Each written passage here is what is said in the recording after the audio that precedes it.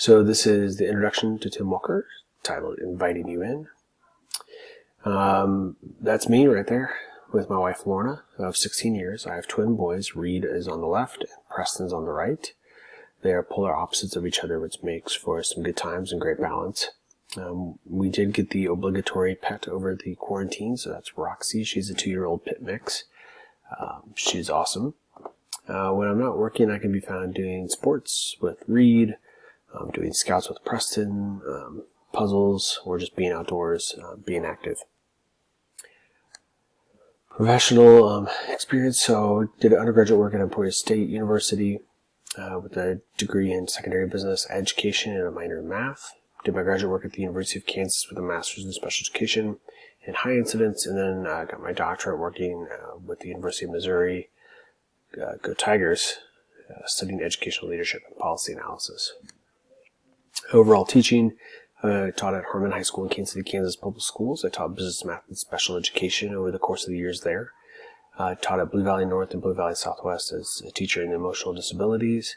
And then 2018 moved over to Shawnee Mission South, where I'm currently the special education department chair. I've coached soccer, both boys and girls, worked with 9th grade transition and social emotional learning at all of these schools. Overall vision and mission statements. I like the definitions provided by the Center for School Change and the Georgia Leadership Institute. The visions, they talk about how it's how people will describe your school or the product that others will see from the outside looking in.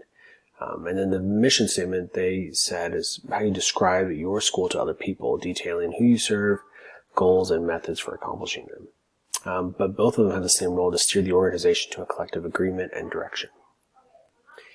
Vision and mission statements, they work together. Like the mission statement is the inward dialogue of the organization, of the people in the organization, what they feel empowered to do.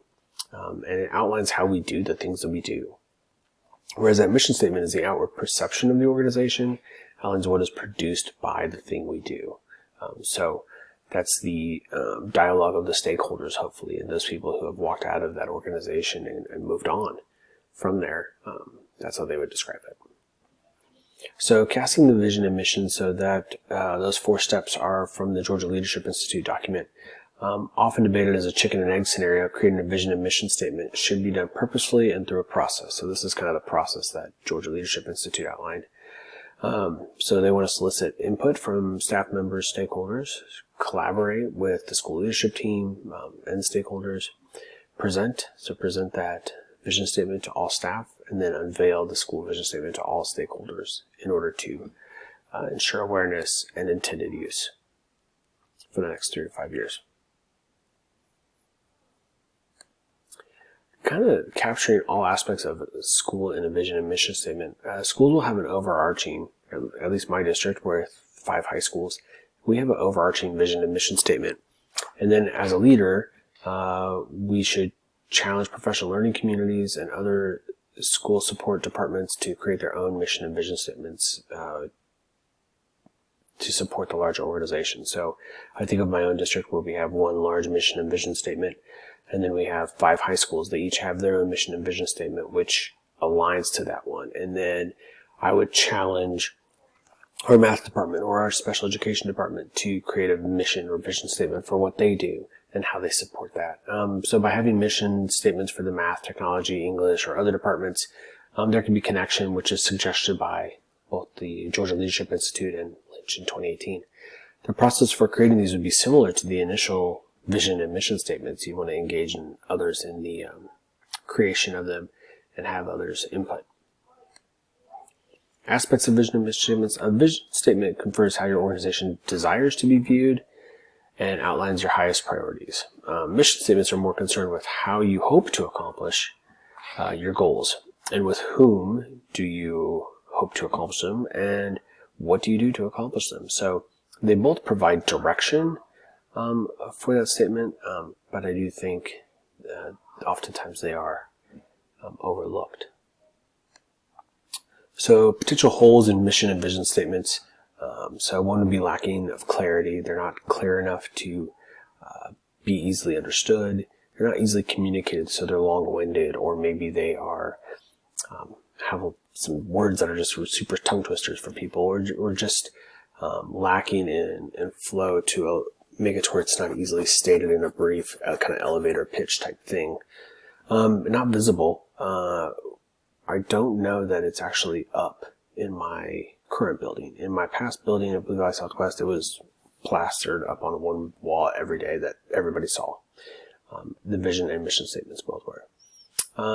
If it's counter to what is expressed by the stakeholders, so you have a mission statement saying A and all the stakeholders are saying B, then, well, that doesn't make for a consistent consistency in that. It's also short-sighted, so it doesn't have the longevity to last much more than maybe the current year or much more than the current month. Not reflected in the hiring process of staff or practices.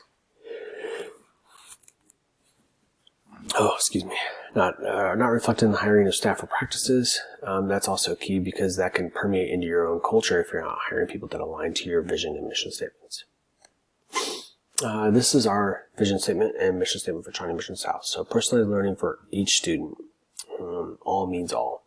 And then our mission is to personalize learning to ensure that all students are socially responsible, informed, and productive lifelong learners.